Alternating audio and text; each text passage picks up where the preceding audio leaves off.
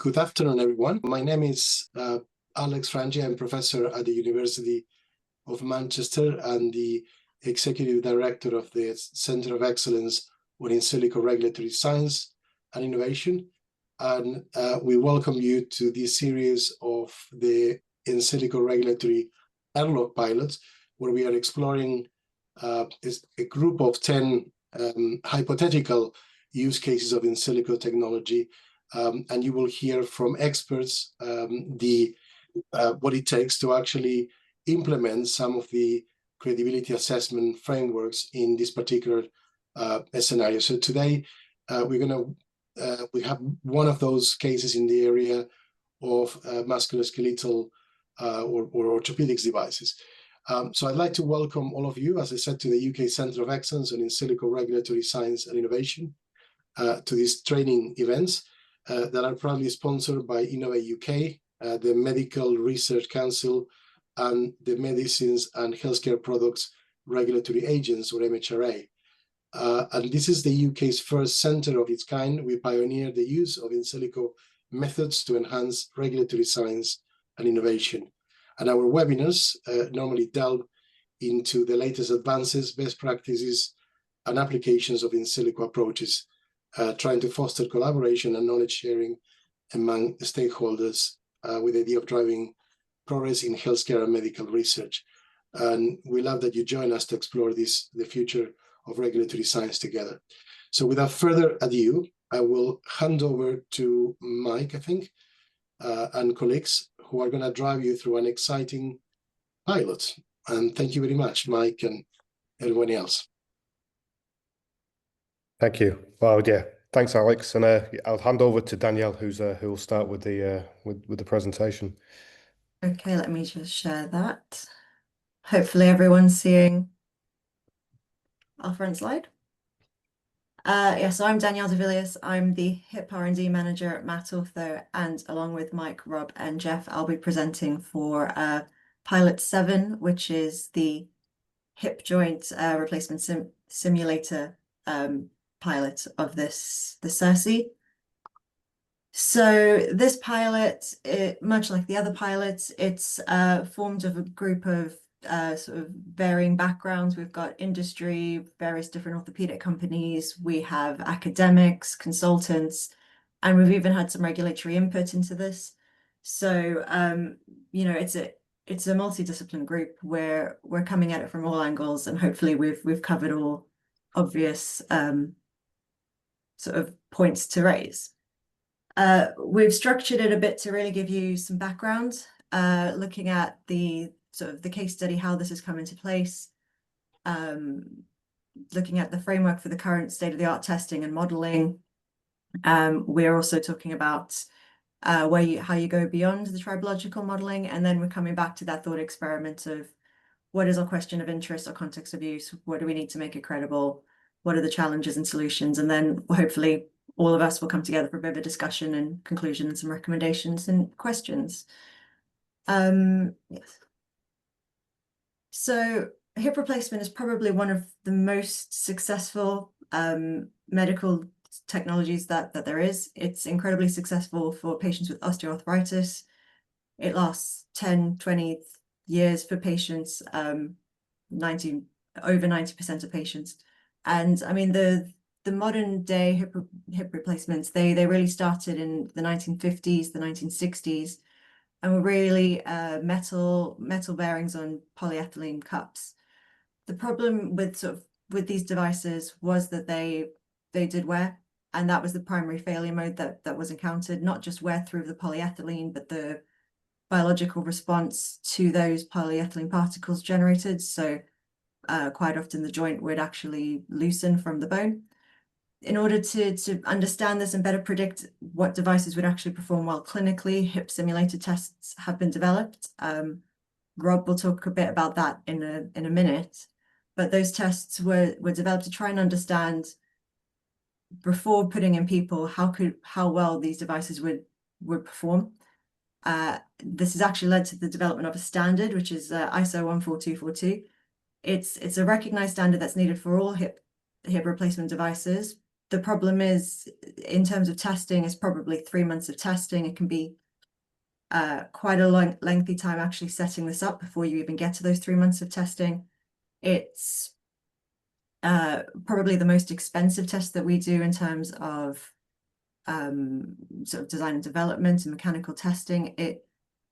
It doesn't necessarily, if you don't have the simulator yourself, you're obviously at the mercy of other labs, and it's quite a specialized set of equipment. Not every lab will have this. So it really is probably the limiting factor in terms of the mechanical aspects of design and development for hip replacements. And the other side of this is really that these tests were developed as a screening method for the metal and polyethylene bearings. It's acknowledged that they don't fully replicate the clinical condition, and as time has gone on, we've really seen how that's progressed, and we've got more knowledge about this. This is encouraged really by sort of a real life situation that's happened with us at Matt Ortho. We've recently developed a ceramic on ceramic hip resurfacing device called Resurf. It's gone through approvals in Europe. It's got CE mark under MDR. It's got approvals in Australia and is currently undergoing approvals elsewhere. But this is a ceramic device which is low wearing and a new material building on sort of existing materials around. What we've found as we've done this testing is we did the ISO standard testing, but we've had regulators come back to us and say, that's great, but actually we need you to do more adverse testing. If this is going to be used in younger, more active patients, where's the jogging testing? How do we know how it's going to behave with third bodies? And actually, when you're already at the point of submitting your documentation, that can be quite a cost and time burden to further validate the device. And within that, even those testing, they're not standardized. It's not clear how they should be done. And actually, they don't necessarily close that loop between what people are seeing in your clinical results, your retrieval analysis, and that testing that we're doing in preclinical. So it's very difficult for us to minimize the risk with these devices in terms of wear and endurance when the standard is limiting. And actually, what we've found is that there is a need to go beyond that, and there's probably a need to look at how in-silico modeling can help us with that. So before we get onto that side of things, I'll pass over to Rob to talk to you a bit about the actual physical modeling. Yeah, so good afternoon, everybody. My name is Rob Beadling. I'm an assistant professor at the University of Birmingham with a research interest and background in the preclinical testing of joint replacements. So I'm going to give an overview of the ISO preclinical testing framework, kind of both how it's developed and how it's come around, what it was meant to assess, and then kind of some future challenges or recognitions that, as Danielle has highlighted there, that these standards don't really go far enough in having a useful prediction of device performance. So when we preclinically test arthroplasty devices with articulating bearings, we basically rely on these mechanical joint simulators.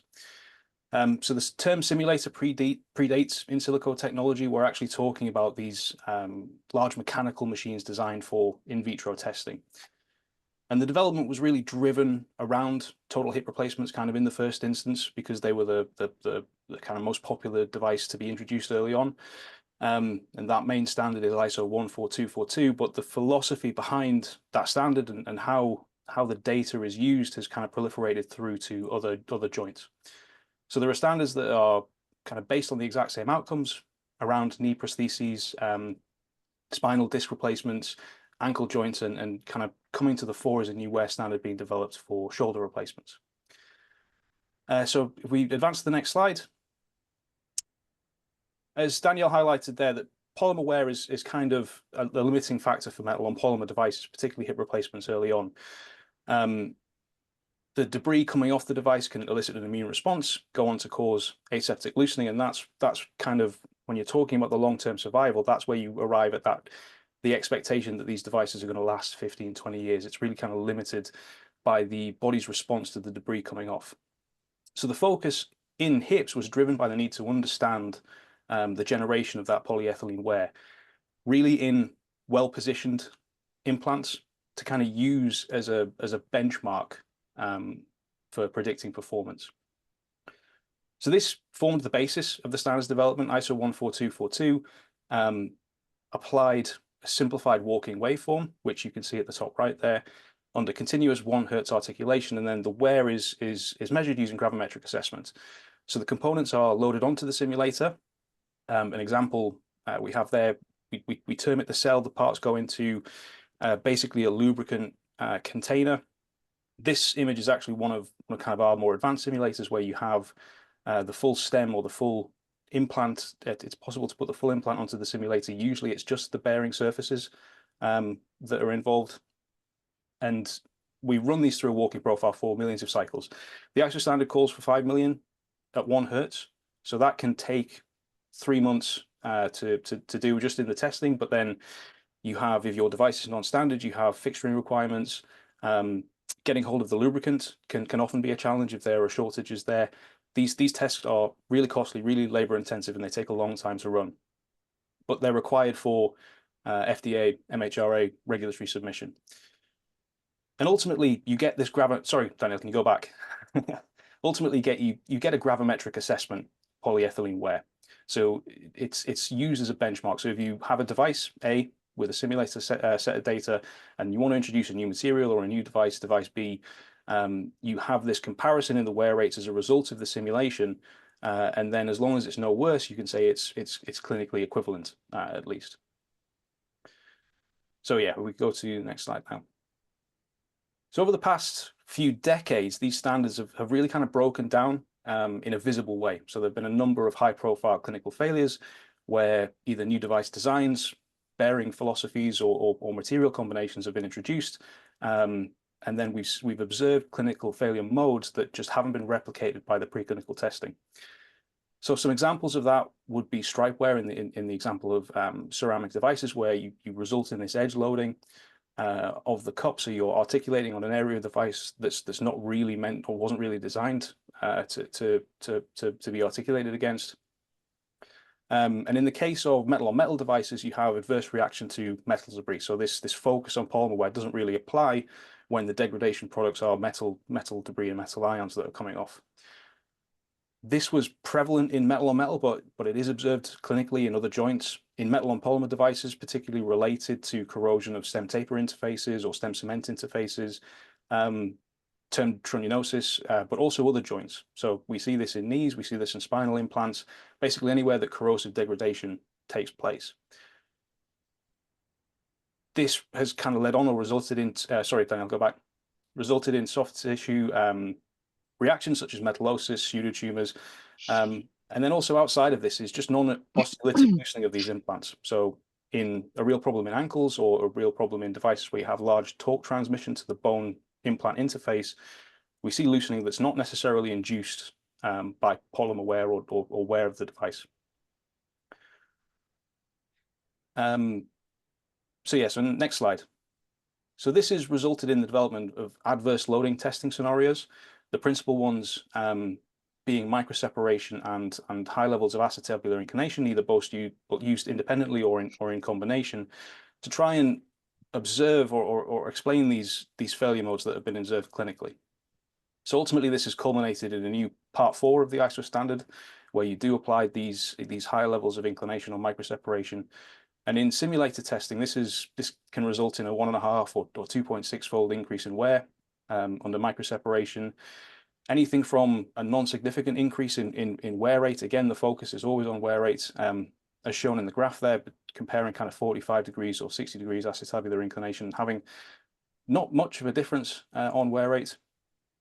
But these kind of methods are used retroactively to explain clinically observed failure modes, as opposed to being able to be a benchmark indicator or an indicator of safety or efficacy going forward. So part 4 is kind of really used to describe a worst case scenario, in that if we put these on the simulator and we articulate them under a worst case, that should capture any possible response. But it's still a benchmark comparison, kind of focused on wear rate. It still relies on that simplified walking profile from the ISO 14242 profile, and can be argued again that isn't really capturing clinically observed failure modes. So next slide. So we see there's really a gap here in how the ISO wear tests are used. They're just a basic non-physiological inputs. There's a lag between the predictive capabilities of the testing in being able to predict in vivo performance and the complexity of in vivo performance. And we see that there's a real mismatch between what would be expected from computational modeling under a V&V40 type of assessment and what's expected or acceptable in these experimental standards that are used for regulatory submissions. So the goal really of the pilot study would be to evaluate the credibility of in-silico models for hip wear prediction, both kind of under these adverse scenarios, but under more realistic physiological kind of articulation or gait profiles. Reconsider the role of testing as an evidence generation so that the models can feed into or inform what tests we're doing, because as Daniel highlighted, you can get to the end of a regulatory submission and the FDA can turn around and ask for a bunch load of testing, which then just explodes or pushes back the development time of your new product. And then how early stage data can be generated to better contribute to regulatory evidence or inform testing profiles. So next slide. So hopefully, if these videos work, I've just got a little bit of a showcase as to what developments in simulators are becoming capable of. So if you could just pause that video, Daniel. So this video is going to showcase a transition between the ISO 14242 walking profile, which is just this simplified collection of sine waves, versus an actual physiological gait. So a physiological walking profile that was derived from motion capture and multi-body modeling of hip replacement patients. So you're going to see the different kinematics. So you can press play. So the ISO profile, I don't know if the sound is coming across, but it is just a gentle collection of waveforms. Yet when you go to an actual gait, the kinematics are very different. The loading is very different. We're not testing these devices under physiologically relevant scenario. And another capability that's highlighted there in kind of modern simulation is the ability to switch through profiles. So you're not just running these things continuously for 5 million cycles for months on end. You can build activity profiles of days in the life of a patient, actual daily living activities to better simulate how these devices, or the expectation of what these devices are going to encounter in vivo. And then the second video is just what we would consider better adverse scenarios. So something like a jogging profile with a stop dwell start. So this is a quite a severe profile that we can run. If you could start that, Daniel. It's fairly impressive to see the machine kind of do this, and as it's shaking the devices about. So this is just 10 cycles of a fairly high loaded fast jog that will then pause and enter a dwell period before it continues. And we can build these profiles in kind of a number of routines. We can then develop, as I said, a day in the life of the patient rather than just this ISO continuous walking gait cycle. So with that, I'll hand off to Jeff. All right, good afternoon, everyone. My name is Jeff Bischoff from Zimmer Biomet, Research Director there. So my part of this storytelling is to transition from some of the physical testing background into what we may do with simulation. And so to summarize some of the key points from Rob and Danielle's talks, right? So where testing, where evaluation is absolutely needed, but with physical testing right now, those tests are expensive. They are generally reactive, and the level of relevance to addressing truly physiological loading, right? I think we're still learning what some of those gaps are. So there's the opportunity to do more. And certainly there's the opportunity to bring in simulation to help to inform what those methods may be. So when we think about bringing in simulation within industry, very typically we start first with standards. In the same way that we do with physical testing, we can take a look at what is the state of the art within ASTM or ISO standards? How can they advise us going forward to develop and use models to good end? So what I'm going to do here is spend a few minutes laying out the state of the art in terms of the standards basis for modeling. Within ASTM, I've highlighted a couple of standards relevant to the orthopedics industry more generally. One for stress analysis of hip femoral stems, and then two related to stress analysis of tibial components. These have been out in the field for several years. Some of these have gone through a revision or two, in fact, and there are a couple of common attributes to all three of these. One is they're all framed around supporting worst case determination to feed into a summative definitive physical test on the device. So the results in the simulation are not intended to be the final judge and jury on the safety of the device. The second aspect is that they are intended to be 100% prescriptive, very similar to what we see with physical test methods. They endeavor to remove all variability so that any particular user who wants to put this into practice has much confidence as possible that it's going to be done in a 100% reproducible way. A third common attribute is all of these have some amount of data to show that you may be able to believe the results. But if we look at these really critically through the lens of the VNV40 framework and more contemporary expectations on model credibility, I think we would say that there's modest validation data to back these methods. The methods are put in place based on the opinions of experts, but credibility based on true VNV evidence is maybe not quite to where it should be with today's expectations. And the final one, rewinding back to the goal of this pilot here, is that these are focused on metallic strength. So they aren't directly connected to what we were interested in when we're evaluating the wear performance of joint replacement systems. Next slide, please. So given that we don't have anything directly connected with wear testing, where do we go now? Well, we do see from other standards, and so here I've pulled out a clause from ISO 21535, which is a high-level standard that speaks more generally to performance requirements for hip joint replacement implants, and it would include the expectations on wear performance. We see a specific carve-out that says theoretical analysis and modeling like FEA can be used to select the most appropriate size of components for testing the worst case. So even if we don't have the prescriptive ASTM standards for the particular failure mode of interest, we do have the laxity within ISO to develop a method, to validate the method according to VNV40, and then use that method in support of physical testing. And that would include testing like wear testing, which is the subject here. So next slide. So now trying to go in even more detail on wear testing, what sort of guidance do we have in the standard space to motivate, to support method development around wear simulation? There's not a lot. So within ASTM, you see here a start date of 2018. There have been 2 working groups that have been focused very specifically on looking at measurement and prediction of contact patterns, specifically within total knees.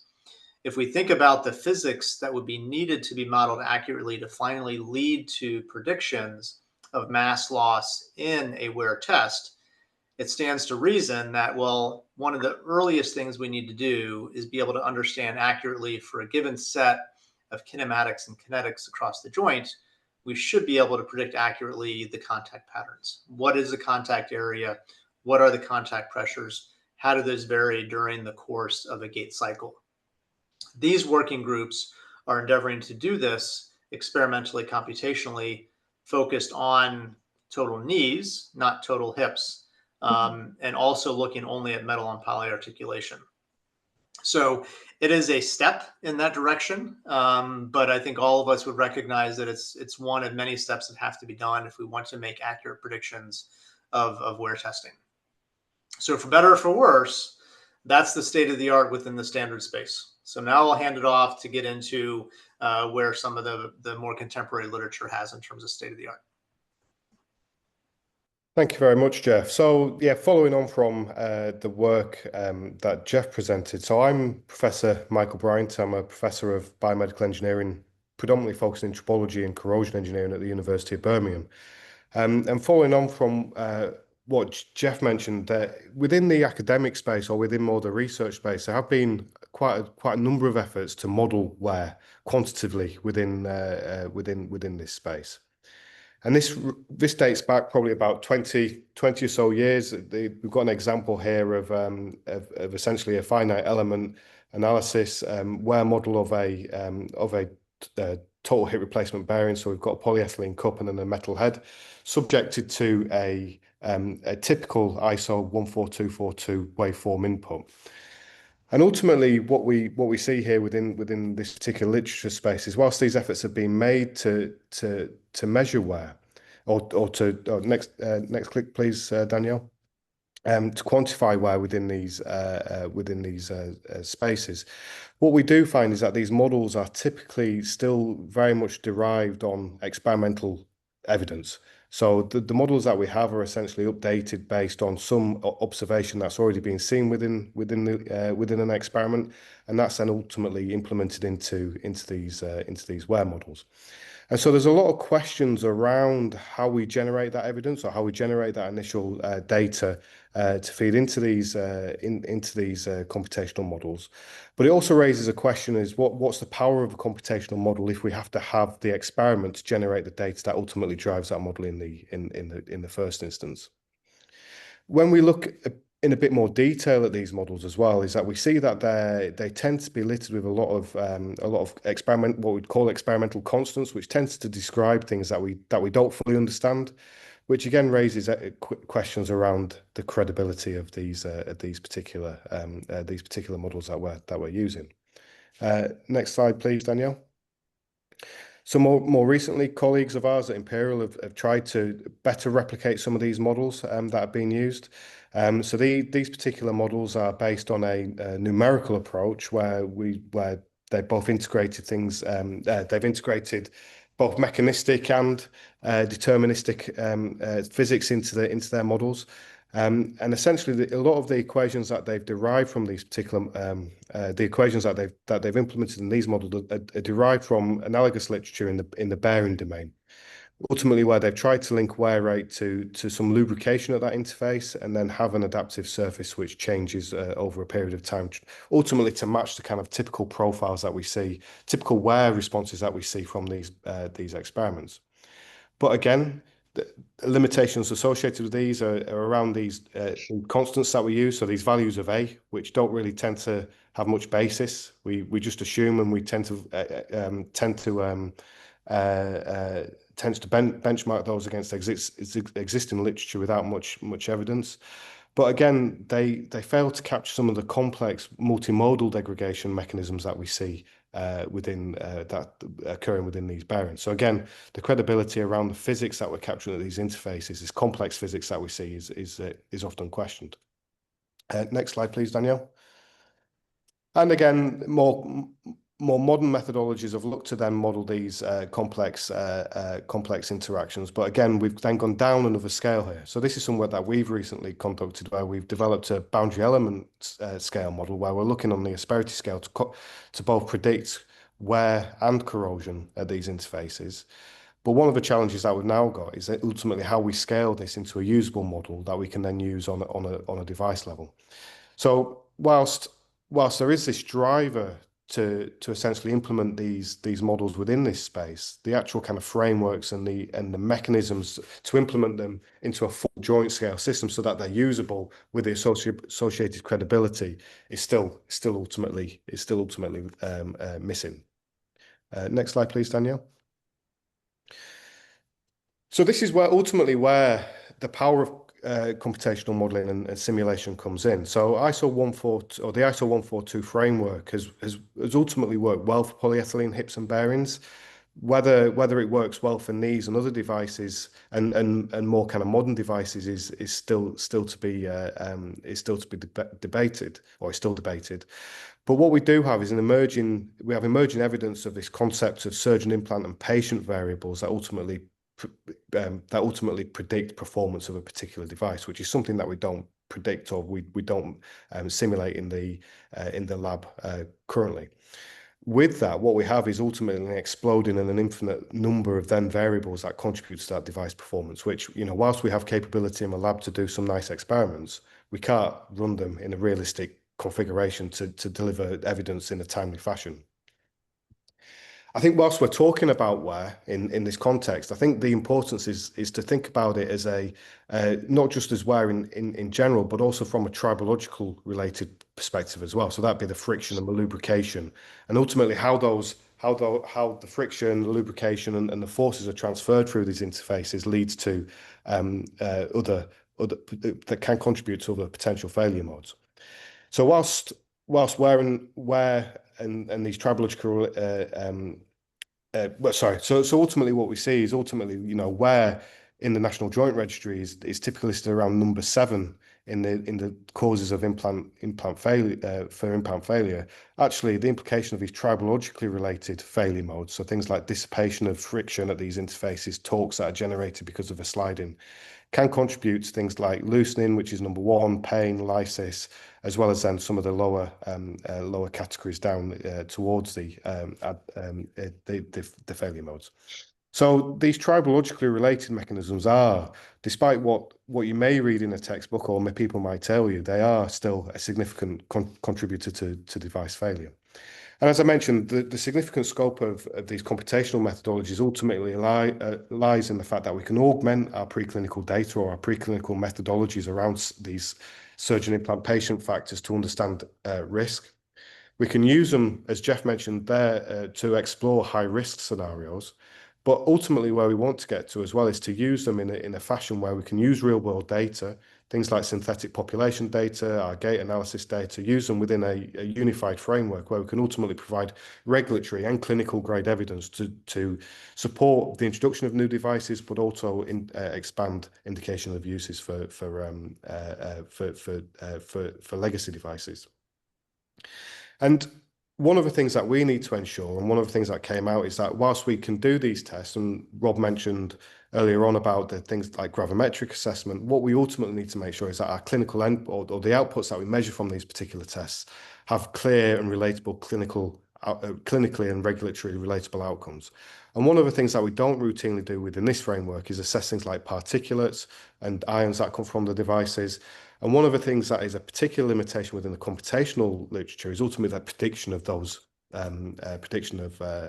debris and ions from devices, and that is one of the particular limitations within the modelling frameworks that exist at the moment.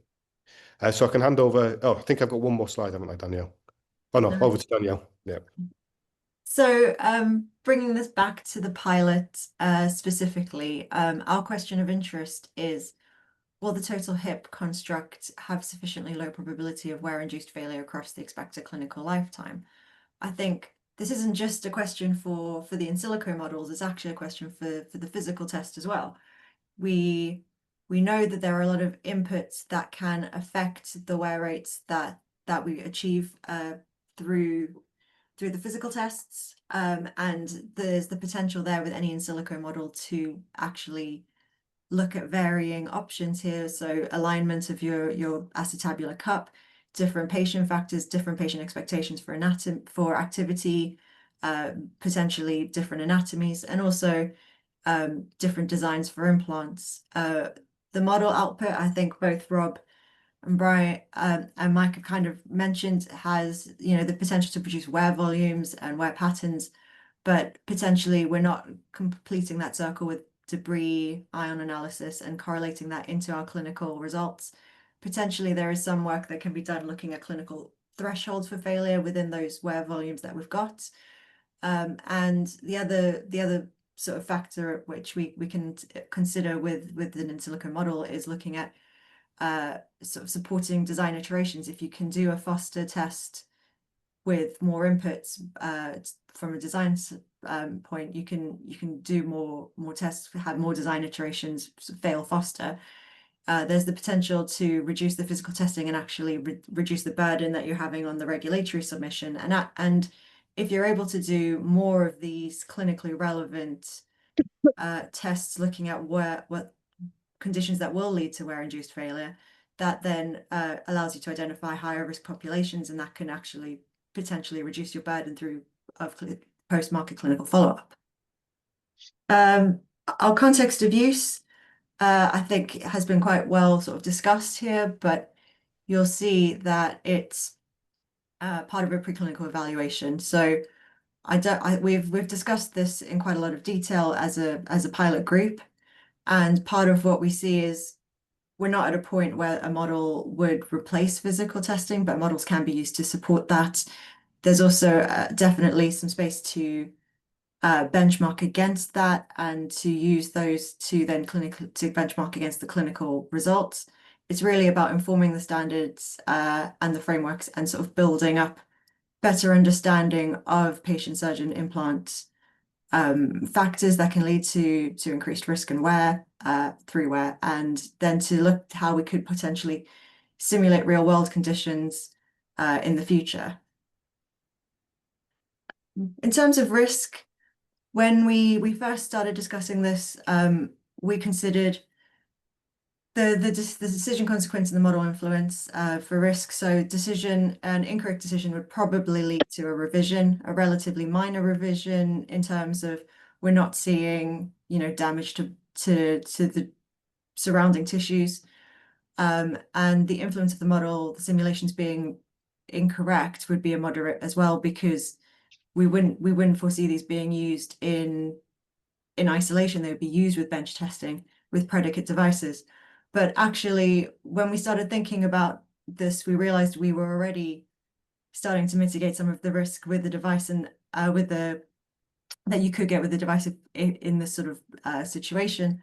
And there have been incidences, particularly within metal hip bearings, where you have done the physical testing and there were still adverse outcomes. The testing itself didn't produce clinically relevant results.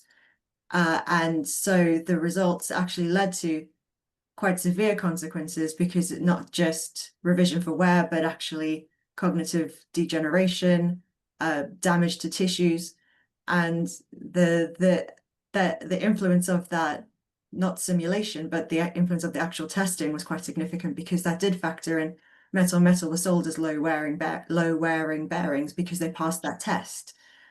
So there's additional burden now, because we know that the tests aren't sufficient to address risk in every case. And so something like this, actually, while we see it being moderate risk, there's the potential that it could be a higher risk, depending on its use, particularly if we try to go too fast with something like this, and if we rely on it too much, and we don't feed back in those clinical conditions and the clinical realities. There's a lot here. I won't read through it all in terms of credibility factors, but we have spent quite an extensive amount of period thinking, what would we need for a model to be credible? There's the obvious stuff that Mike has talked about, looking at how do we just feel confident with what we're achieving through a model that is representative of what we're getting from a test.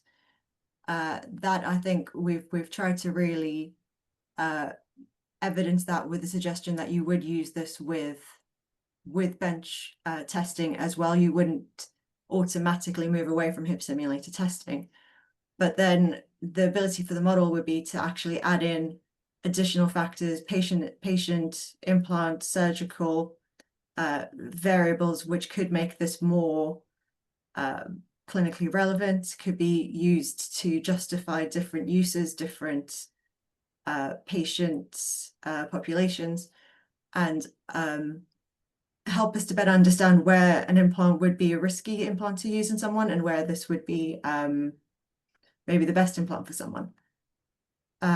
I'll pass back to Mike to discuss some of the challenges and solutions here.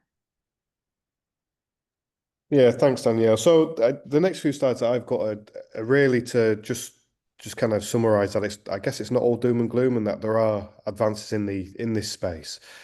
And so what we are seeing is a reignited interest in the use of these in silico models for looking at some of these cohort related effects on wear.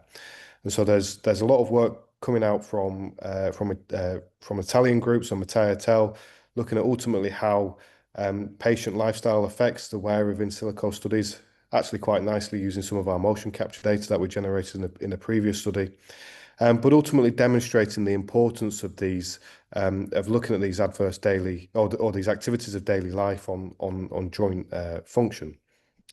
However, again, these are not with their limitations. And again, when we talk about the credibility of these, there's still a lot to do around the kind of like how we model those interfaces, how we actually implement how we implement the modeling for dynamic interfaces, which is something typically not done to a large extent within a lot of models, and ultimately how we validate those models as well. So a lot of this data, a lot of the in-silico data still remains, it's still generated in the absence of any appropriate validation or comparison to experimental outcomes.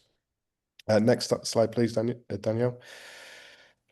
And I think what's particularly nice from a geeky point of view, or from my perspective, where I like getting into the nitty-gritty of these particular this particular problem, is that actually there is a community of people looking at developing some really complex models about how surface asperities come into contact, and ultimately how you model the physics across length scales. And so what we have here is a recent paper from Almquist and Persson. So Persson is actually probably one of the authorities around how you model adhesion at interfaces. But this really is one of the first models that goes towards understanding how asperities come into contact, how forces dissipated through contacts and interfaces, and ultimately how you measure and how you predict real contact pressures at interfaces, considering these rough surfaces, and also real contact surface, real area of contact, which is ultimately what we require then for predicting friction and wear going forward. One of the problems with this then again is ultimately how we validate that and how we verify those outcomes from the model. So, whilst we are developing these more advanced models, there become new challenges about how we validate, and then how we then scale and how we implement them within multi-scale models, which we have in this scenario. Next slide, please, Danielle. So again, when we thought about some of these gaps, again, I won't go through all of these, but from a technological perspective, there are still quite a number of aspects that we need to address from a technological perspective. So from an earlier stage TRL level, probably from TRL 1 to probably about 3 or 4, in terms of modeling and the implementation of a modeling that we ultimately need to develop before we can have something that is fully credible. And this ranges from how we define patient populations. So linking back to one of the pilots that Jeff had, there was a lot of discussion about using joint registry data to input into testing and model simulations. So taking aspects of that, how we then actually come up with virtual populations, how we strata those for gait analysis, and ultimately how we then feed those into the models are all questions that still are very much valid, and how we do that in a way that is both credible but also both transparent and repeatable. And that goes all the way through then ultimately how we go from a population-based challenge all the way through then to how we then implement those at a surface scale to ultimately then simulate these wear at these interfaces. Next slide, please, Danielle. Yeah, pass on to you. So discussion and conclusion. I mean, I actively encourage my other presenters to get involved at this point. The ISO framework, we know that it's a well-defined challenge. We know that it doesn't necessarily replicate the clinical condition. We know that these tests are long, they're expensive, and questionable in terms of their outcomes relating to the actual clinical experience. There's always innovation in orthopedics, and so there's going to be new devices coming through, and they're going to have new failure modes which we need to consider and replicate. Just in the 50 years that hip replacements have been around, surgeon implant-patient variables have been identified as to how the influence that they can have on wear of different bearings, and so this is something that we need to start really inputting into the preclinical work. And we very much see In-Silico as a supplement to this, to help us to go beyond just the sort of traditional screening test, but rather to help us really develop, safe devices for patients. Computational modeling can be quite complicated, and particularly when you start looking at the tribological factors here. As Mike sort of talked about, you can go from very top level down to minor asperities, looking at how much science do we really need to replicate the interface and to determine the results that we're getting. What do we need? It's not necessarily clear what we need in terms of credible evidence, and but we do see a clear way forward with this particular pilot. We think the first step is to look at that ISO standard and to look at building from that. We've got something established we can benchmark against, and then we do understand that that needs to continue to develop to feed back into the clinical evidence that we have. And there is a range of technology which is helping us to do that at the moment, whether that be virtual populations, sensors with gait analysis. Overall, I think the use of technology will further help us to not just replicate the ISO standards, but extend that and lead to in silico use that could potentially help us to identify devices and patients which work well together. I believe that's oh, sorry, my mistake. We've got one last slide, which is our take-home message. There is a disconnect between benchtop testing and clinical relevance in ISO 14242. There is the potential for in silico to help bridge that. And I think there's a few themes here that we've sort of touched on, and hopefully you've heard throughout the talk about the clinical relevance of these and the need to incorporate more surgical patients and implant factors. There is still a need to validate the model and to get better understanding from an in silico point of view. It's not just about producing wear volumes. We need to look at this holistically to really determine the duration and the lifespan of a device. And we acknowledge that there is uncertainty here, but ultimately this could be useful in cases like we've had, where there is an increased expectation to go beyond the standards for testing, and something like an in silico test supporting that could help us not just to reduce the burden for testing for us, but also to actually increase the time reduce the time to market. So with that, I'd like to open up to any questions or comments.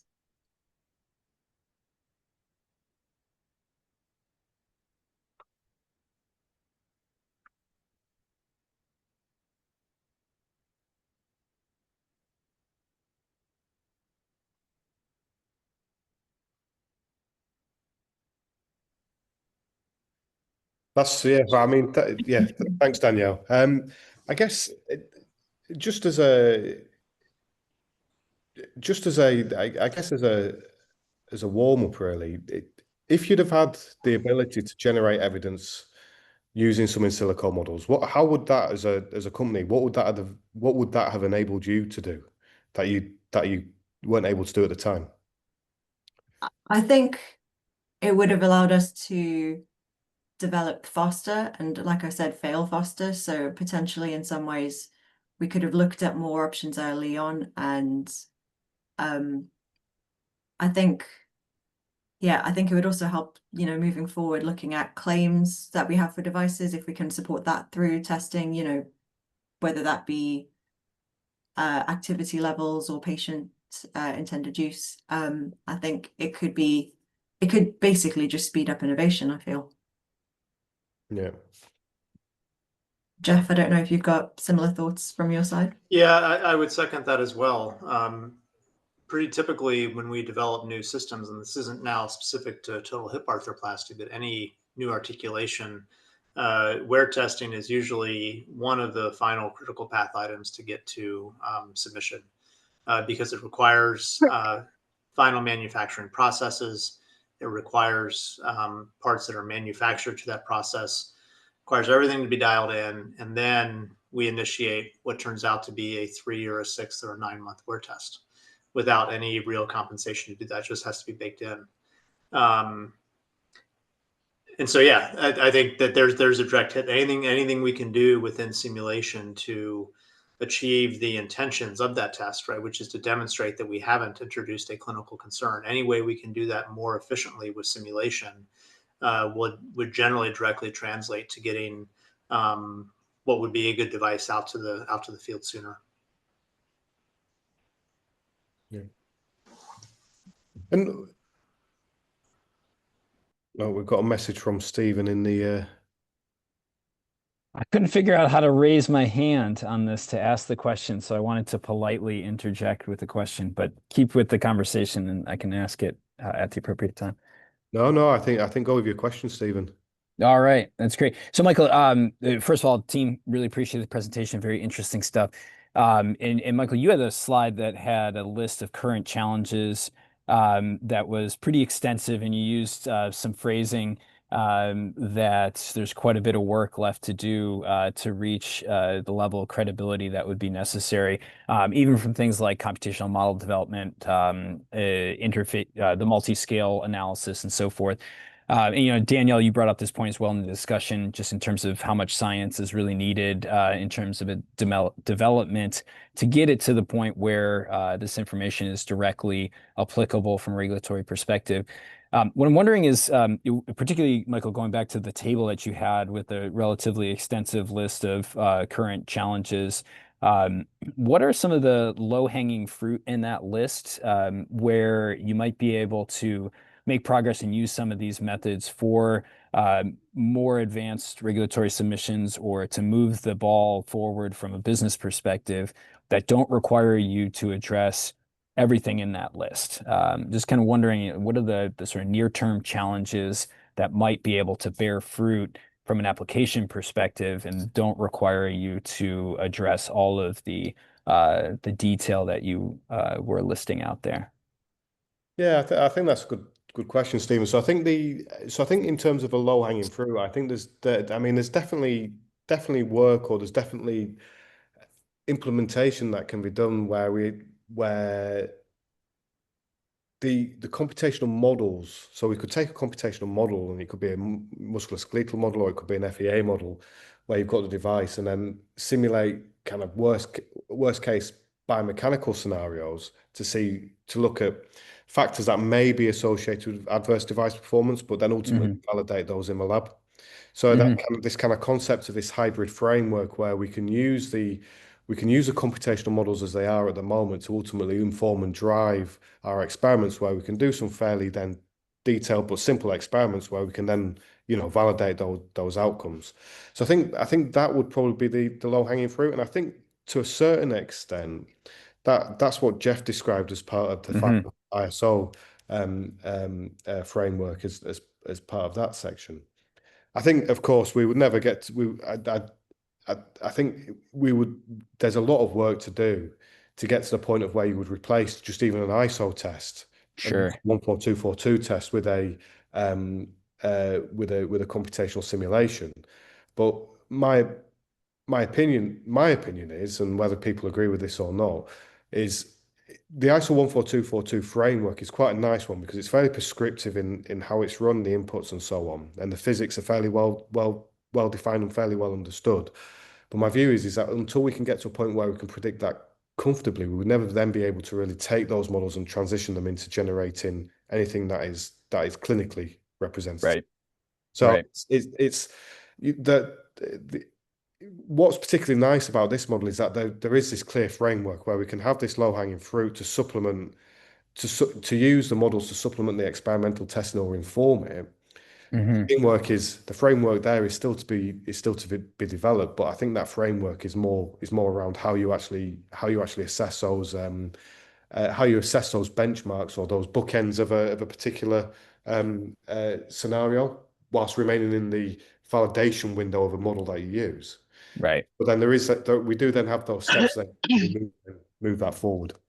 Okay.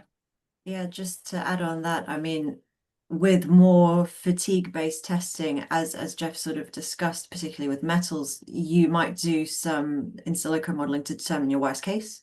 Right. And if we could if we could get those surgical implantation factors into this and look at how you could apply that from a method to work out what would be the worst case in terms of wear, that could just, I mean, simplify it so that you do one test instead of having to do multiple wear tests.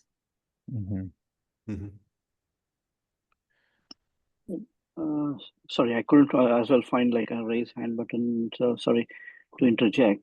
So hi, I'm AJ. I'm a senior lecturer here in University of Manchester. I've been working on tribology. I've not looked at these problems for 5 years now, but I've did some quite a bit of work on polymers before that. So I'm coming from a tribology angle point of view. I mean, like I think it was also in the presentation, quite a bit of Archer-Ware law is used in the tribology community extensively. And I've read quite a bit of Pearson's papers on multi-scale modeling with rough surfaces and so on. I think there have been several attempts also to kind of bring those two together, and I'm not sure if that has been very successful. I mean, it's an interesting direction to look at. But then, like again, like all these Ware parameters have a lot of uncertainties in there.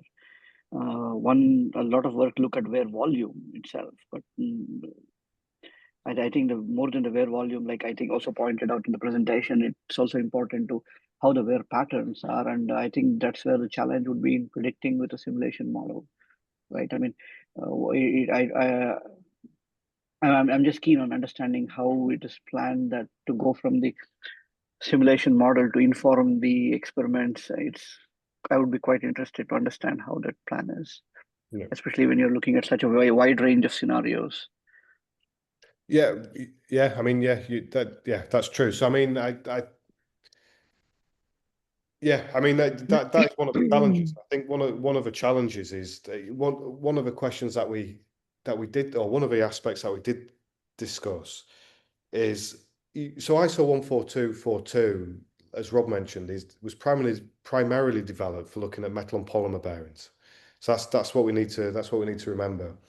And the question would be now is that still a pro for conventional for more modern materials? And is that approach still valid then for non-polymer materials as well? Yeah. So, and I think I think that's one of the big questions.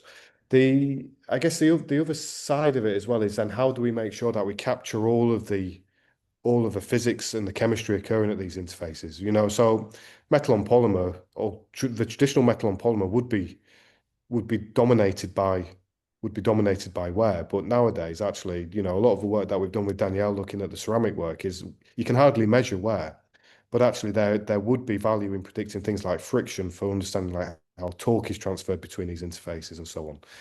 So I guess it goes into part of what that context or what the context of use is, because that ultimately then ultimately define what your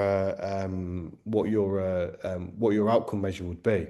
But you're right. I mean, you know, we sit and we question the use of Archer time and time again. You know, it's not a great methodology. I mean, essentially what it says is that Ware scales with the load and the sliding displacement, because they're the two visual things. Then we put a big K factor in the front of it, which then describes everything else. You know, and that everything else is often the everything else that then catches you out, right? So there is. I mean, that's why it's really fascinating, is because there's still a lot of work to be done, both on a fundamental side, but also then on the implementation side. I hope that answers your question. Yeah. I mean, if I can put a follow-up question, if it's okay, so when you said there was no Ware, but have you been able to look at if there was a Ware, right? I mean, what scales are you looking at? I mean, especially like one thing that I was very keen when I was working on this area a few years ago was looking at the size of particulate sizes. Oh, yeah. Right. I mean, for example, like that's probably becomes very critical, because if these particles are very small, they could enter into the bloodstream and they could be quite detrimental, which might not be apparent immediately. Yeah. No, exactly. So I think, so when I say that there was no Ware, what I should say is that the Ware was not measurable. So we then run into limitations of modern how we measure things with modern technologies. So the Ware is so low that we can't actually measure it, or it's very difficult to measure it gravimetrically or volumetrically. The other question, like you said, ultimately arrives: is Ware really the right question to be asking, or should we be looking at things like particulates, ions? Maybe not. Ions is a bit of a thorny subject, because there's still not really a direct correlation between performance and ions to a certain particles we know. So it's what are those? Yeah, what are the other additional outcome measures that we should be looking at? Particles, yeah, for sure, I agree. But again, how do you simulate that from a tribological perspective, right? Because then it comes down to then looking at fracture mechanics on the asperity scale. Yeah, that's a different monster in itself. Yeah. But I think with this, there's a nice pathway, right? Because there are some metrics here that maybe we can measure, maybe we can predict, but those are probably further out. But I think the pathway is there for some earlier wins on this trajectory. I mean, the door is open within external standards to use simulation to inform worst case determination that's been set, right? And if we take a look at where standards are right now, any orthopedic system, we have a variety of sizes, we have a variety of compatibilities, all these variables. How do we determine which of these is the one that we should finally subject to definitive testing? That is a very contemporary, relevant question that we have to have an answer for. And I think the idea of doing some basic benchtop testing per standards, doing some simulations of modest complexity, and seeing how good are we on actually making that rank order comparison. Technically, that pathway, I think, is very straightforward. And if we find that there are some challenges in making those worst case determinations, then we can add more complexity to the model. We could add more measurements within the test to try and ferret out what those differences are. But I would expect that we would be pretty successful with that. And with that evidence, then we could use it to support what are the worst case compatibilities.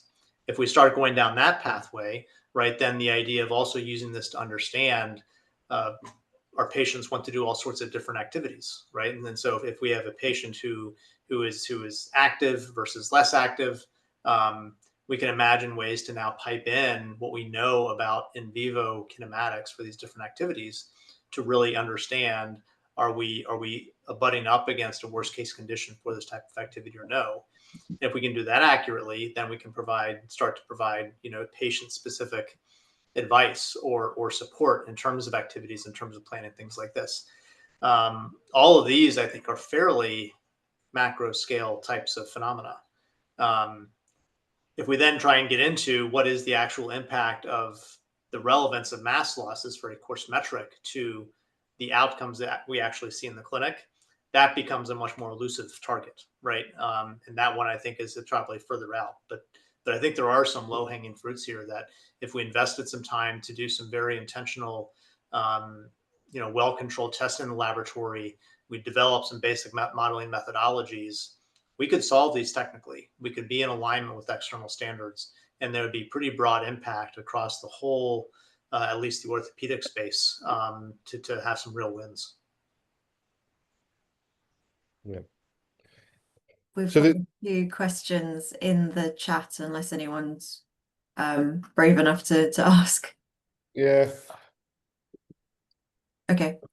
So the first question we've got is from Marta, who said, Michael Bryant has raised an important point about the integration of data in mechanistic modeling, and the use of associations observed in empirical data means that the mechanisms as to why these associations emerge may not be fully understood and cannot therefore support a fully mechanistic in silico model.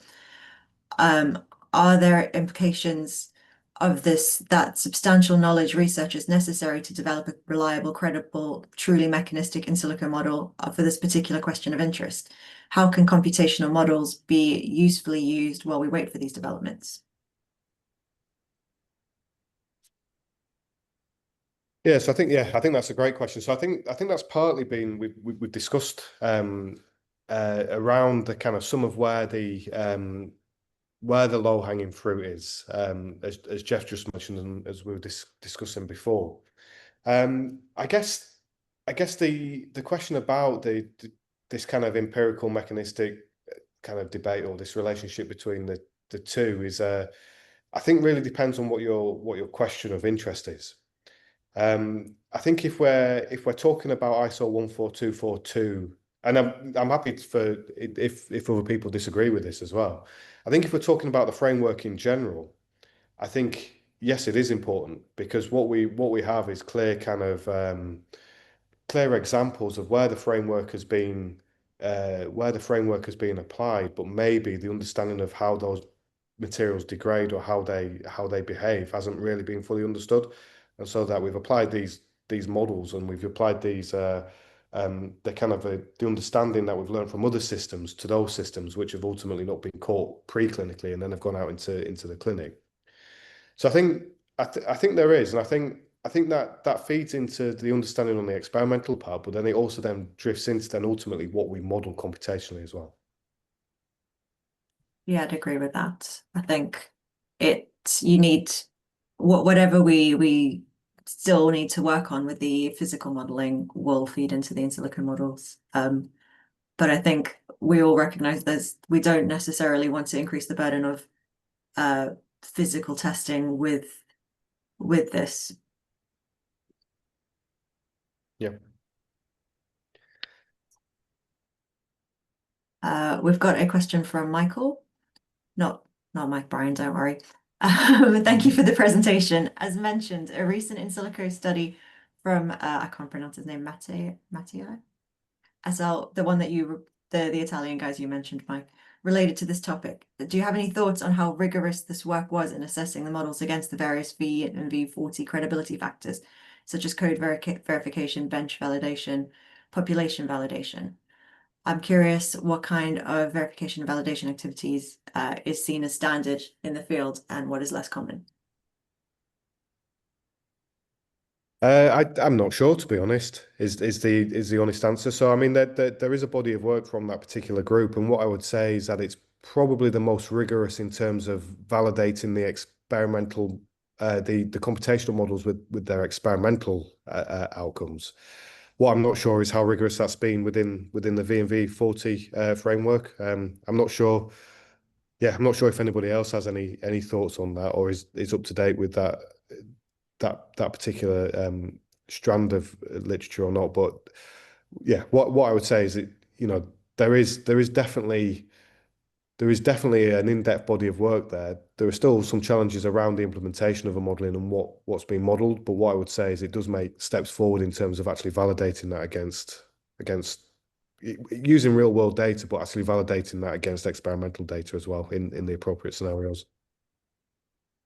Yes, I have a couple of comments on this, both of which with some amount of ignorance on the particular paper. So I'm going to steer away from answering the question about the paper with a couple of general comments. One is the last comment there from Michael is curious to what kind of V&V activity is seen as standard in this field. I don't think there is yet. And then this comes from me wearing the hat of the current VUQ40 chair. We see a lot of people using this, right? Which is great, which is the intent. But there's also a lot of interpretation, We're currently, Mark and Payman and I are pulling together a book on VVUQ and medical devices. And part of the book is taking a look at how individuals spanning a range of different device spaces, spanning a range of different companies, how they all individually have viewed and applied the concepts of VNV40 within a real case study. And these are generally VV40 experts in the field, and there's a tremendous amount of variability. That's something we have to lean into as a community. We have this framework, so the framework serves a good purpose, but there is still tremendous subjectivity in applying that framework. So the second point is within this community, right, within this In-Silico UK community, I think there's a great opportunity to really, really lean into that. We should be able to, within this community where we have folks in industry, we have regulatory experts, we have academic experts, right? Can we get a couple of these case studies and really talk objectively, dispassionately about where is the bar for this particular case study, and was this bar met or exceeded or not met? And really use that to drive towards standardization of expectations. The framework is good. The subjectivity around it is not so much, right? So now how can we work together to reduce that subjectivity? There's a real need there. Steven's back with another question. Yeah, you can't get rid of me. So this is in regards to the notion of substantial equivalence and predicate devices and so forth as you think about clearing a new product. You know, it's obviously you're trying to compare to a product that's on the market in those circumstances. and you ideally are doing similar testing and similar analysis, and the conditions are similar between the new device and the predicate device in order to demonstrate that you have at least substantial equivalence. In that regard, as you think about deploying new methods, new frameworks, new approaches for a new device, because you want to leverage whatever advantages you might get from those new frameworks, modeling approaches, et cetera, how do you think about a scenario where you then presumably need to go back and do something with the predicate device as well of an equivalent nature in order to demonstrate that substantial equivalence for whatever your approach is? Particularly as you think about a worst case scenario example where you're trying to identify a worst case scenario, I presume it's possible that you might have different conditions that are a worst case for one technology, one device versus another. How would you think about, are there any ways to think about, or you just have to brute force in an assessment of equivalence when you may potentially have different conditions that represent the worst case for different devices? Great question. I think the whole predicate device issue, if you are going to be doing something looking at a new device and building credibility with that, I think you would either have to be comparing two physical tests, or you'd be having to compare two in-silico tests and still have the supporting physical test from your predicate device. So I think in some of that, you might need to go back, but it's a case of doing something now to make it easier for you in the future. Yeah, it's some investment.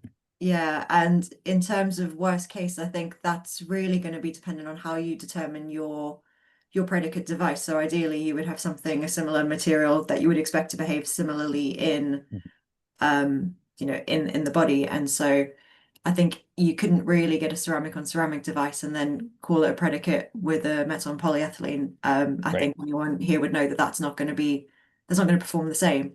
So I think that's probably the way that we would approach some of that.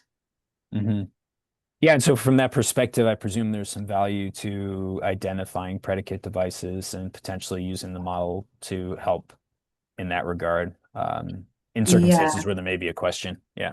Yeah, and it's obviously harder in Europe now because what you can claim as a predicate device, you have to have access to that technical file, well, particularly for equivalence. So it's limiting what you can really do in that field. You end up just having to do everything with the new device anyway.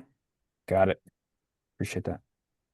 So a key part of this too that I would bring up is the value proposition of doing in silico worst case analysis is that whatever amount of validation, credibility testing you have to do up front to get a base model in place, that investment can be significant, but it should support application then of that model to new devices in the future. And if you're having to revalidate the model for every new system, right? So you've done your validation work on a predicate system, and now you have a new system, and you have to reconduct the validation activities, which can be time consuming and can be expensive, right? That very quickly starts to erode the value proposition of using simulation in the first place. So I think part of the strategy here is to figure out where are the cases where you can do your predicate testing, your predicate validation with confidence that then the results are applicable to future devices. And so within the context of this, for example, if you have a metallic head and a polyethylene bearing, for example, and you're maintaining the surface finish of the metal bearing, for example, you're maintaining the resin for the poly, you're maintaining the processing conditions for the poly, and you're just contemplating different sizes or things like this.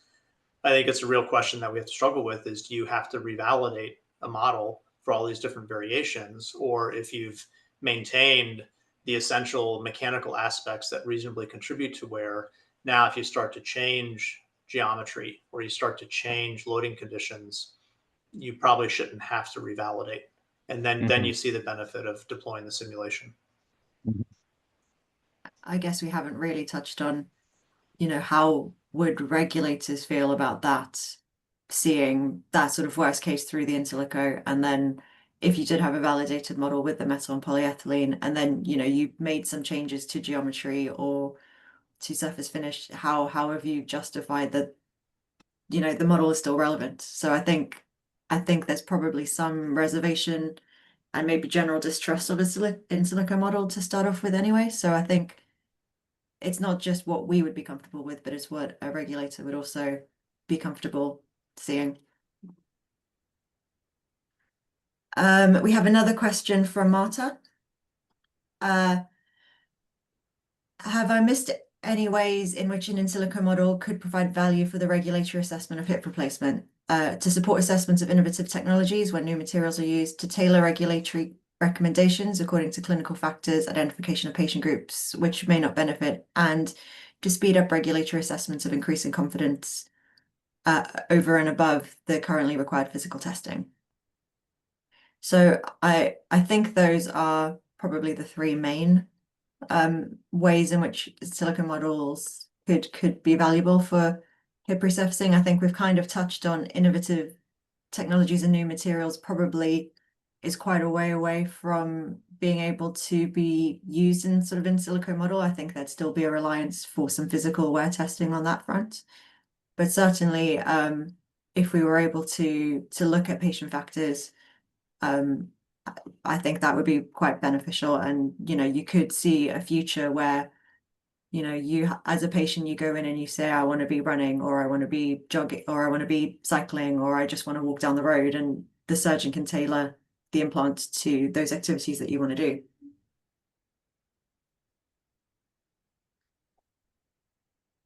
Any more questions? No, sorry. I was just going to say I agree, Danielle, and I think some of these points have been covered just previously by Jeff as well. I think the thing that's particularly nice about this is that, I mean, we're coming at it from a preclinical evidence generation perspective, but there is that clear route up through to potentially being able to generate evidence with a clinical relatability as well.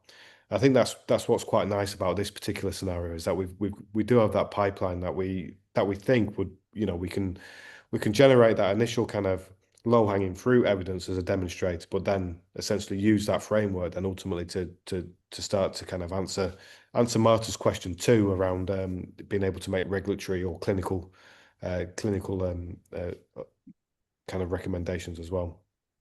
Yeah, to add to that, as someone who has and probably will still be in the future driving these simulators and actually undertaking this testing, that I heard recently from a manufacturer that in order to do just a simple material swap of a polymer bearing, so just do a different grade of polymer, they'd ultimately had to do 7 wear tests.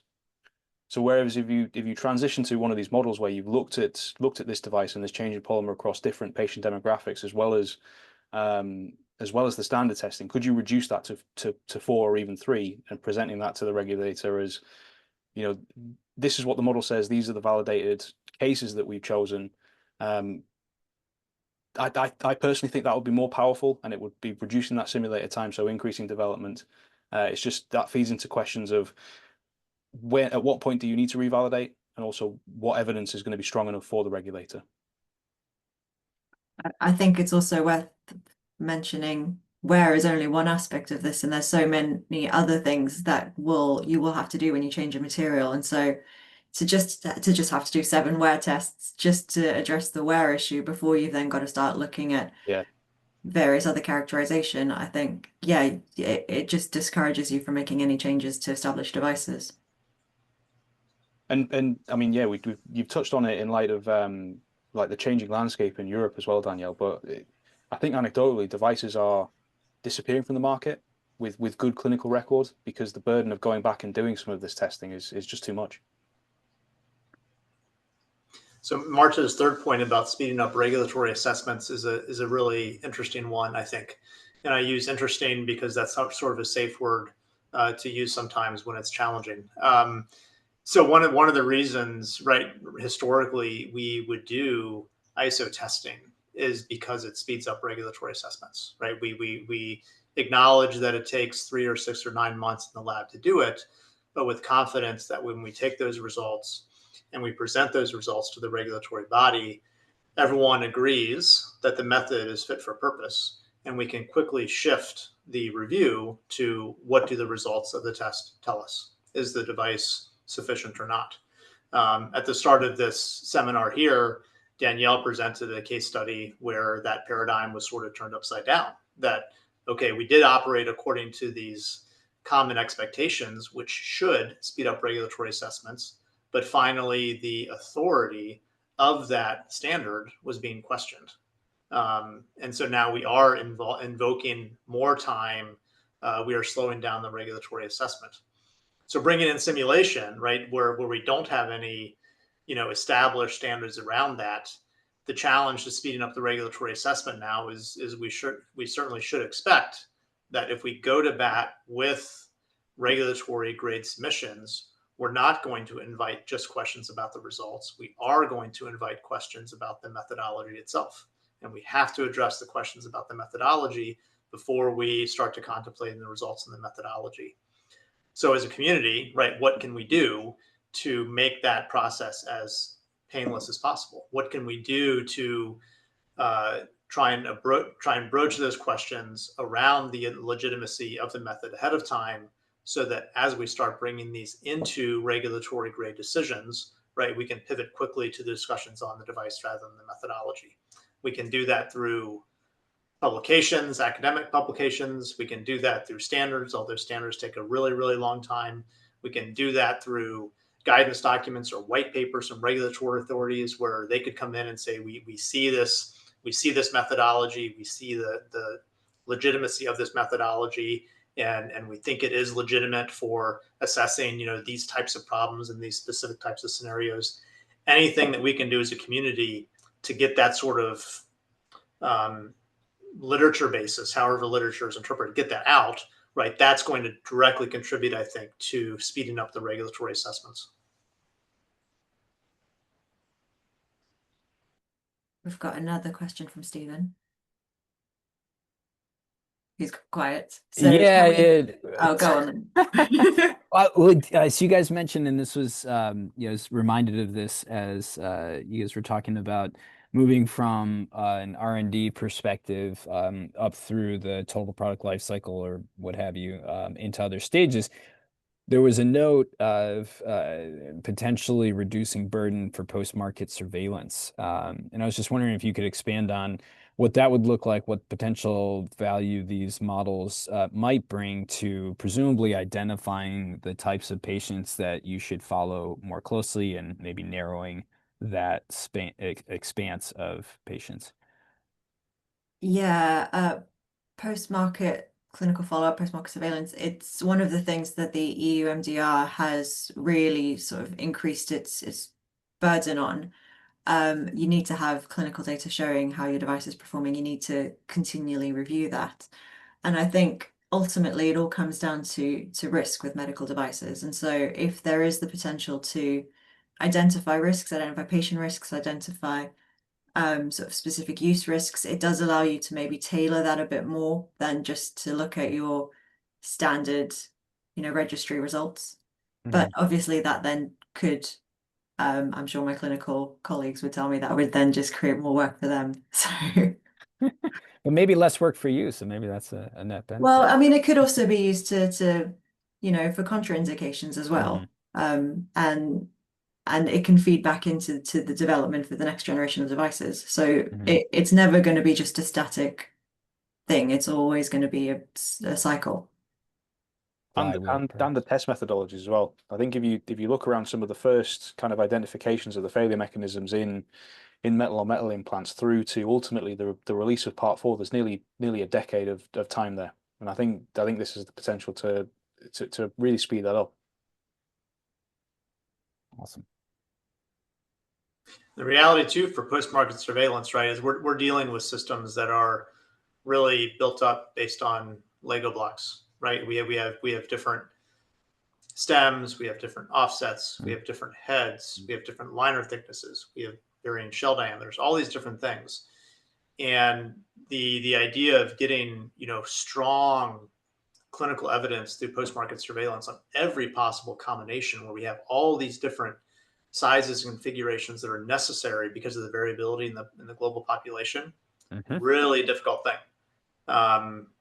Simulation can directly fill in those gaps, right? If we have a sound computational model that says, yes, for this particular assembly for this patient, we have confidence in the prediction of wear or other outcomes, right? Then we should be able to, with confidence, say we can also look at these variations, and then we can start to use the simulation results to fill in some of the voids that we would get from post-market clinical follow-ups due to those rare conditions, those rare patients, those rare sizes, whatever the case might be. Got it. Yeah. Thank you. So challenging Stephen for most questions asked this session is Marta, who has asked, is there a role for conditional decisions based on initial in silico models, which may not be 100% credible until the evidence and standards are developed, at which point the regulator could make a final unconditional decision? And I think some of that is probably what we're discussing with some of that worst case testing, where we might use that, even though it might not be completely credible, it does reduce the risk, it does reduce the number of tests we would have to perform. I'm just thinking of other sort of times when we have used in silico modeling and done some testing on that. And, even if we're not necessarily going to use that to put forward in front of a regulator, it is useful to have as your sort of starting point. Do you think it'd be interesting before initiating things like clinical studies, Daniel? Possibly. I guess the clinical studies will be developed based on what you consider the residual risks to the device. And so it comes down to looking at your worst case, your risk, how are you reducing that? And if you can have potentially not 100% credible in silico models, maybe you can reduce the number of people you need in those clinical investigations. That's a good point. I'd respond with a question back to Marta on this one too. So the idea of 100% credible, I understand why you're asking that, but what source of evidence generation that we do for devices is in fact 100% credible, right? Our benchtop tests ever 100% credible? Our clinical studies ever 100% credible? So I think we will always find that with whatever methodology we're using, whether it's in silico or in vivo or whatever, the idea of 100% credibility, not going to happen. But it's pulling together things with reasonable amount of confidence, bringing in types of evidence from a variety of different sources that I think give us the confidence to make decisions while continuing to keep our eyes open with how things are going and responding as appropriately. Marta? Can I maybe get back to that? I used 100%, but what I meant was sufficiently high credibility to pass on regulatory decisions. And I think I was trying to think about like the case where you are stuck between a rock and a stone, where you don't have a significantly robust, credible model, but it's useful to progress with your kind of regulatory decision making, being preclinical, whatever. It can still have some usefulness, but it's not yet up to standards, or the standards don't exist. So you're kind of trying to use it for innovation, but the standards aren't there to support that use in a formal way. So I think there needs to be some flexibility in thinking about ways on how to use these models early with some, let's say, conditional decisions or under some kind of conditions to allow incentives for kind of developers of these models to continue the development, right, until you get to a point where you have a model and evidence to support the credibility assessment. But you can use them in an early stage and still speed up and gain some value in your kind of R&D process. Because it does feel that if you have very well established data and evidence, that's not where you're going to get the most value from in silico. You're going to get the most value from in silico where you have little evidence, being in conditions of innovation or in patient groups where you cannot generate that evidence, etc. And those are the conditions where it's really difficult to validate the models, right? And therefore, there's kind of this dilemma, and I think there needs to be some flexible ways to overcome that problem. So that's what I was trying to kind of get at. Yeah, and I think there the core concepts of V and V40 really set up well to address this, right? Because there are some cases where the validation that we have, the credibility of the model is going to be lower, right? Because it's not as mature for whatever reason. And in those cases, if the risk we've assigned to that model because we want to use it for this and this and this, it's a high patient consequence type of application. We're not relying on a lot of other evidence. If the risk is above the credibility, well, then we have to reconcile that somehow, right? And then when the way we reconcile that is either we can do a lot of detailed work on the credibility to try and bring it up. That takes time, that takes effort. There's technical uncertainty there. And if we decide not to do that, then we can say, okay, we need to manage down the model use risk associated with this context of use. And we can do that by saying, okay, we had hoped to get rid of physical testing or mitigate physical testing. In fact, we're not there yet. So we're going to do a couple more physical tests. We're going to explore a couple of different situations in the laboratory because the model is not yet to the level that we need to. And I think V40 provides a very nice way to think about that process. And then once you sort of have alignment to talk through that process with regulatory, with quality, with other cross-functional partners. I mean, that's why this framework is really nice, I think, Jeff, because it's, in combination with V and V40, we're kind of set up already to a certain extent to do that, where we can do that kind of initial low-hanging fruit, where we can combine the benchtop testing with the clinic with the In-Silico testing, and essentially then pull that through to demonstrate the credibility, use it as a real case study, then to say now we're at the point where we can essentially replace Rob and his simulators.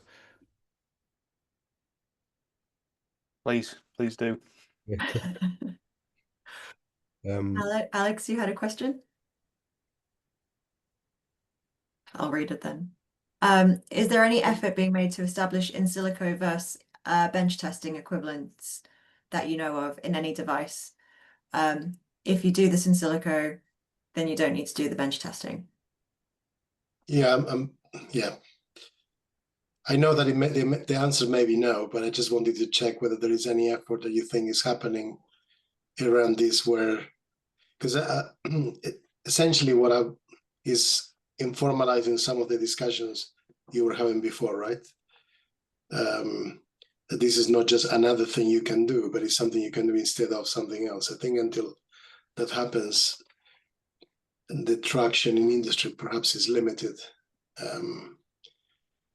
Yeah, I mean, I think there are a few examples across the board. I mean, I think Jeff's got some quite nice examples around the shoulder where there's been a lot of work done around In-Silico trials and In-Silico studies for looking at fixation.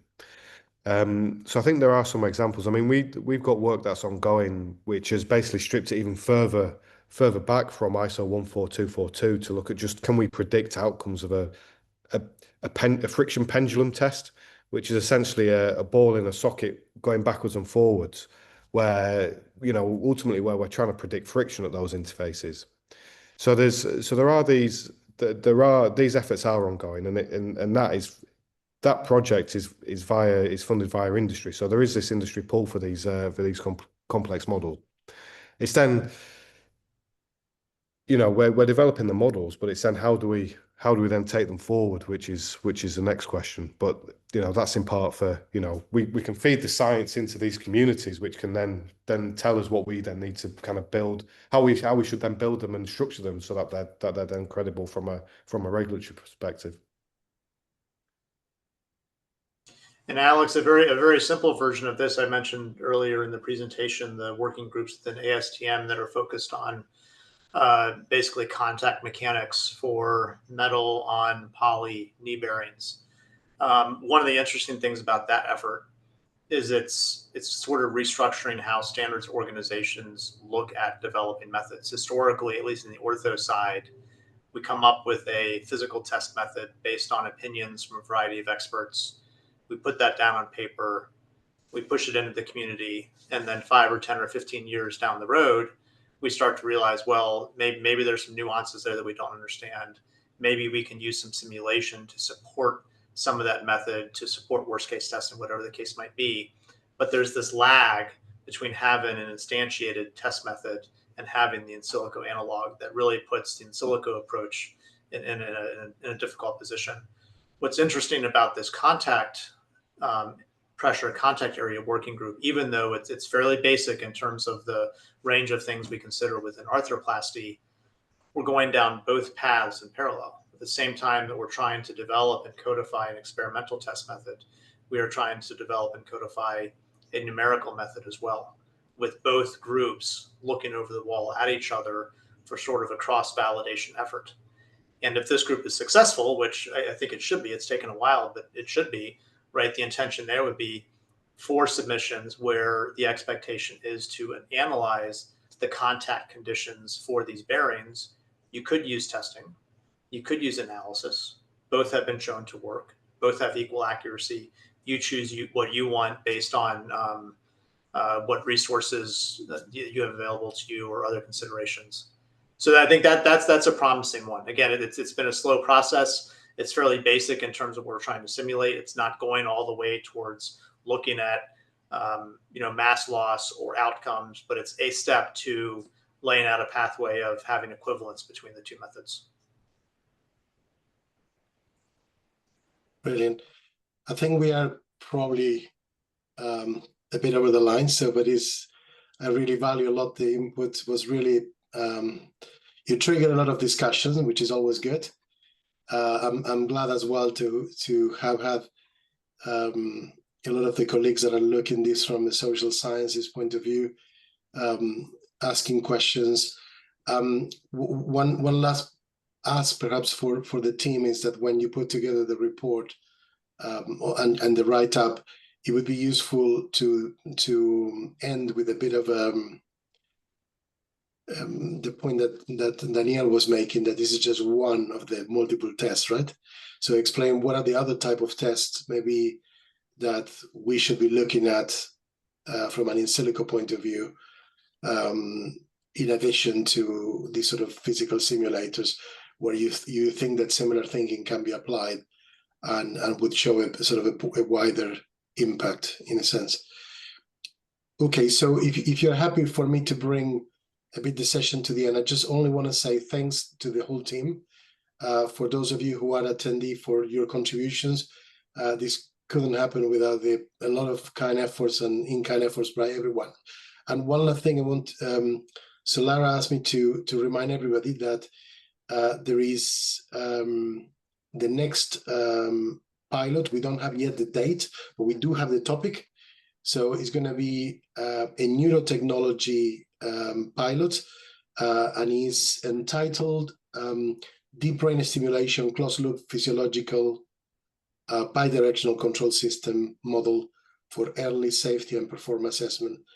So that will bring us to yet another organ system and type of devices of active implants. And that will be led by Tim Dennison and colleagues who are hard at the working to finalize the prep work that they're doing. I think we are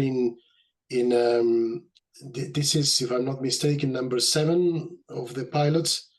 So that's really great. So we are 70% down the path of fulfilling our mission. And again, thanks to everyone. We will be in touch and keep tuned. Okay. Have a great day.